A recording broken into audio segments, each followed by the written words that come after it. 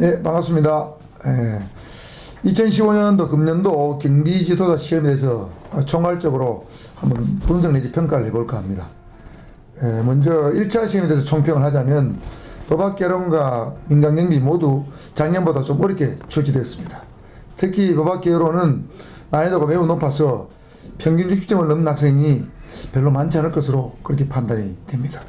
반면에 민간경비는 법학개론보다는 좀 쉽게 출제되었으나 일부 지문의 경우에 난이도가 상당한 지문도 있었습니다. 그리고 법학개론, 민간경비 공통적으로 박생 질문이 한 서너 개 정도 출제돼서 수험생들에게 상당한 에러를 줬을 걸로 그렇게 판단이 됩니다. 세부적으로 평가를 해보자면 법학개론의 경우에 B형 문제를 예를 들어서 한번 설명해 보겠습니다. 1번 문제 사회법의 특성, 4번 문제의 법의 체계, 5번 문제의 법의 효력, 7번과 9번 문제에서 권리, 권한, 권능, 권원, 반사적 이익을 구별하는 문제, 13번 문제에 법인이 누릴 수 있는 권리, 16번의 보증 채무, 17번의 제한 능력자의 법률 행위, 18번, 19번의 경비업자의 채무 불이행 책임, 24번 문제 형법상 재산제의 종류, 27번의 임의수사의 종류, 29번의 주식회사의 정관의 변태 설립 사항, 31번의 상법상 손해보험의 종류, 36번의 사회보험법의 종류, 이런 것과 관련된 문제는 상당히 난이도가 높은 문제라고 볼 수 있겠습니다. 이런 문제를 이제 여야에 맞추는 데 따라서 여러분의 성적이 많이 좌우될 거로 생각이 되는데, 생각보다는 어렵게 출제되었기 때문에 맞춘 학생이 그렇게 많지 않았을 것으로 생각이 됩니다. 특별히 24번 문제, 27번 문제, 그리고 31번 문제는 박스형으로 출제가 됐기 때문에 지문 중에 하나도 모르면은 답을 찾을 수 없는 그런 형태의 문제가 나왔습니다. 두 번째로 법학개론에 대해서 총평을 한번 해보겠습니다. 민간경비론입니다. 민간경비론에서는 우리나라와 외국의 민간경비 제도의 역사적 변천 과정을 묻는 문제가 출제되었는데 구체적 내용을 정확히 알지 못하면 틀리기 쉬운 문제가 나왔습니다. 그리고 민간경비의 조직 형태, 위험 관리 과정을 순서대로 나열하는 것은 어떤 것이냐 하는 박스형 문제가 민간경비에서 최초로 출제되었습니다. 따라서 앞으로 민간경비는 박스형 문제에 대한 어떤 대비도 철저히 해야 되겠다, 그런 생각이 듭니다. 또 새로운 형태의 전혀 모르는 문제도 출제됐는데 제한 서비스의 순수 공공재 이론의 특성, 그 다음에 각종 감직의 특성, 이런 문제는 처음으로 출제되었고 또 일반 시중에 교재에는 그 내용이 없었기 때문에 수험생들은 상당한 혼란을 또는 곤란을 겪었을 것으로 판단이 됩니다. 그렇다고 하더라도 민간경비는 공부를 좀 학생이라면 한 평균 한 7주 정도는 받을 수 있지 않았겠느냐, 그렇게 생각이 됩니다. 자, 이상 우리 금년도 경비조사 1차 시험 총평에 대해서 한번 말씀을 드려봤습니다. 자, 이제 여러분 시험이 끝이 나는데 과연 그러면은 경비지도사 공부를 언제 시작할 것인가, 또 어떠한 방법을 할 것인가, 이것이 제일 아마 여러분 궁금하실 걸로 생각이 됩니다. 그리고 경비지도사 시험은 시험 문제 자체는 사실은 아주 어렵지 않습니다. 그렇다고 아주 쉬운 것도 아닙니다.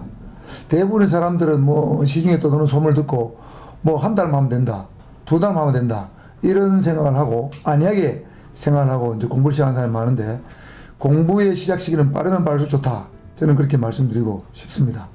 특히 1차 시험과 2차 시험을 동시에 합격하고자 하는 학생은 적어도 내년 한 3, 4월 정도에 시작을 해서 적어도 시험 칠 때까지 한 5 내지 6개월 정도 집중적으로 공부를 할 필요가 있습니다. 특히 제가 이제 강의를 해본 경험이 하면 법학개론이 1차에서 상당히 어려운데 법학개론에 대한 지식이 전혀 없기 때문에 법학개론에 상당한 시간을 투자를 해야 됩니다. 그런 특성을 모르고 공부를 늦게 시작하게 되면 법학개론에 상당한 시간을 소모해야 되기 때문에 한 5 내지 6개월 정도 시간 여유를 두고 공부를 시작하는 것이 좋겠다, 이런 생각이 들고, 1차 시험의 학습 방법은 민간경비로는 개별적 책을 사서도 할 수 있겠지만은 또 민간경비 중에서도 일부 내용은 어떤 전문 강사의 도움 없이는 하기 어려운, 이해하기 어려운 내용도 좀 있습니다. 또 그렇기 때문에 학원에 와서 강의를 듣는 것이 좋고, 특히 법학교로는 뭐 대학 다닐 때 법학을 했다든가 그런 경험이 없다면은 무조건 전문 학원에 와서 전문 강사의 강의를 듣고 먼저 이해를 한 다음에 여러분이 숙독하는 식으로 해야 될 걸로 생각이 됩니다. 자, 그 다음 2차 시험의 준비 방법인데, 2차 시험은 뭐 금년에도 경호학이 아마 당락을 가를 걸로 생각이 됩니다. 뭐 경비업법은 뭐 평양에 출제되었고, 경호학도 조금 이따 아마 강평을 하겠습니다만은 작년보다는 쉽게 출제됐지만 그래도 논란이 될 수 있는 문제가 제법 많이 출제됐기 때문에 경호학도 시중에 전문 교재를 사서 전문 강사의 도움을 받아야 됩니다. 근데 여러분 알다시피 이제 경호학은 시중에 이제 서점에 가면 교재가 한 7, 8권 정도 있습니다. 이 7, 8권 여러분 다 공부하기 어렵습니다. 그래서 이 7, 8권을 통합해서 하나로 만드는 그런 교재가 있는데, 뭐 이름하여 통합경호학입니다. 이런 책을 구입해서 이런 시중 교재를 전부 통합해서 가르치는 그런 강사, 그런 강좌를 찾아서 여러분이 공부를 하는 것이 저는 좋다고 생각을 합니다. 대부분의 사람들 경우에 이제 주항에서 뭐 주항에 이름 낳는 업체들이 있는데 그런 업체들의 강사의 강의를 들으면 여러분 유리할 것이 아닌가. 어떤 지명도, 브랜드만 믿고 이제 동영상 강의를 듣는 사람들도 들어 있는데 그것이 반드시 좋다고는 할 수가 없습니다.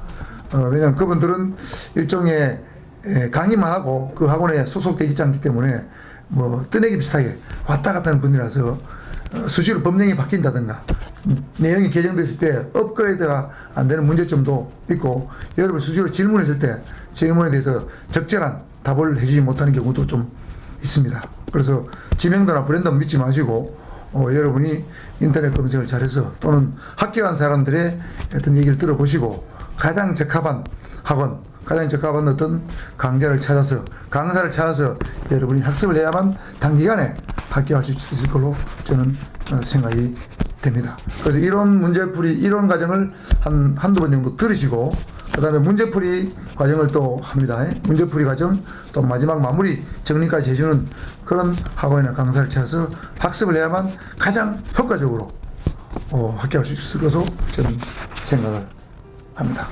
아무쪼록 학습 방법을 잘 선택해서 또 학습의 시기를 잘 결정을 해서 짧은 시기에 좋은 성과가 날 수 있도록 수험생 여러분의 건투를 기원합니다. 열심히 해주길 바랍니다. 감사합니다.